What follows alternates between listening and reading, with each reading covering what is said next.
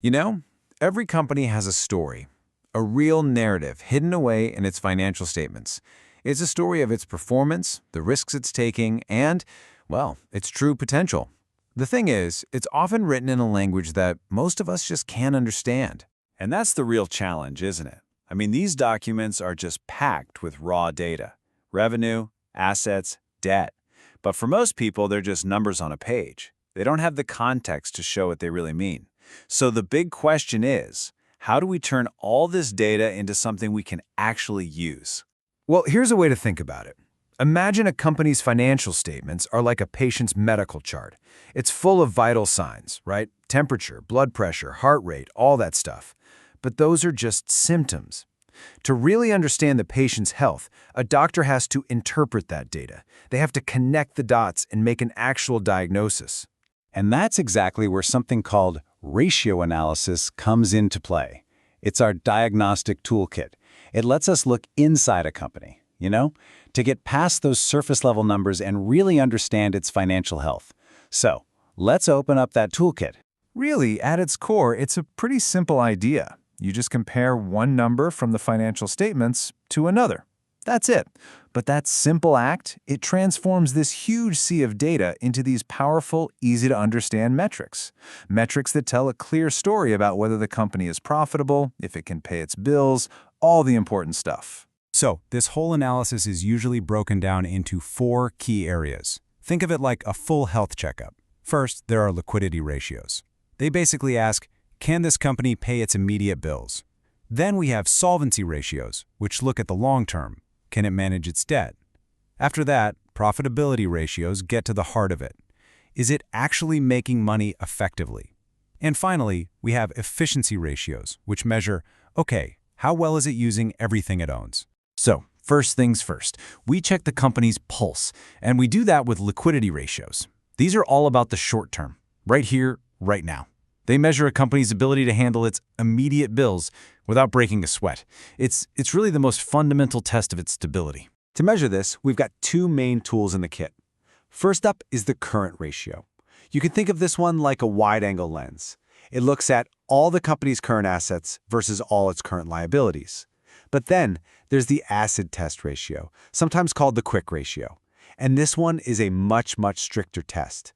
It actually excludes inventory, and it focuses only on the assets that can be turned into cash almost instantly. Okay, so let's say the company's short-term pulse is steady. That's great. But what about its long-term health? Its fundamental stability. For that, we need to look at solvency ratios. These are the tools that help us understand if a company can manage its debt and really survive over the long haul. And a really key indicator here is the debt-to-equity ratio. It asks a very simple but very important question. How much of this company is being paid for with borrowed money versus the owner's own money? And it's pretty straightforward. A higher ratio means the company is relying more on debt. And that definitely dials up the financial risk. All right, next up, we look at performance. If liquidity and solvency are all about survival, then profitability and efficiency ratios, these are about how well the company is actually thriving. This is where we get to measure its metabolic rate, so to speak, and how well all the parts are working together. And in this category, we find some of the most revealing indicators of all. For example, return on equity, or ROE. It tells us how much profit is being generated for every single dollar the owners have put in. Then there's inventory turnover. That measures how fast the company is selling its stuff. A higher number there, that's usually a great sign of efficiency. And another one is asset turnover, which shows how well the company uses its big-ticket items, like factories and equipment, to actually generate sales. But here's the most important part of this whole thing.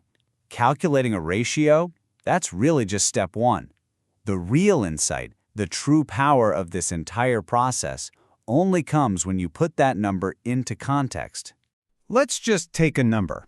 Let's say we calculate an inventory turnover ratio and it comes out to 2.5. So, is that good or is that bad? Honestly, we have absolutely no idea. By itself, 2.5 is just a data point. It doesn't mean anything. Because without context, a number is just that, a number. It's totally meaningless. Its real story only begins to emerge when we have something to compare it to. And there are two main ways we create that context. The first is called trend analysis. That's where we compare a company's ratios today to its own performance over the last few quarters or even years. The second way is industry comparison. And that's where we benchmark the company against its direct competitors or maybe the average for its entire industry. And this is where it all clicks. Just look at this comparison. Let's say company ABC has a 50% net profit margin. Is that good? Well, when you find out the industry average is only 15%, suddenly 50% looks phenomenal, right?